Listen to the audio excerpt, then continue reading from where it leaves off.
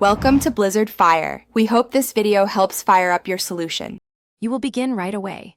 Open Outlook on Windows with the account you want to inspect because Outlook auto-discovers service endpoints. Once Outlook is running, press and hold Control while right-clicking the Outlook icon in the system tray to open Test Email Auto Configuration. Enter your email address, uncheck GuessSmart, check Use Auto-Discover, then click Test. This probes auto-discover and returns service URLs, including the EWS endpoint. You need that response to extract the EWS URL for API calls. Once done with the test, switch to the Results tab and then to the XML tab to inspect the auto-discover response.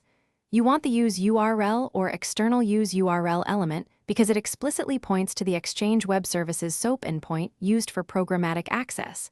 Copy the whole https:///ews/exchange ASMC string. If use URL is missing, also check the alternate mailbox or protocol sections and the internal use URL entries. Make sure you prefer the external HTTPS address for remote applications. Internal URLs may not be reachable outside the network. You finish by validating that URL. Paste it into a browser on the same network, or use curl with basic auth to confirm you get a service description or 200 response.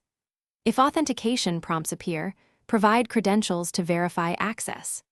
If the endpoint fails, make sure auto-discover DNS records are correct and firewalls or proxy rules aren't blocking HTTPS to the Exchange server. Also verify SSL certificate names match the host.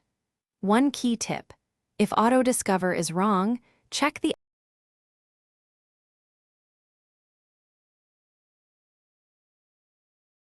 Thanks for watching. If you found this helpful, don't forget to like and subscribe.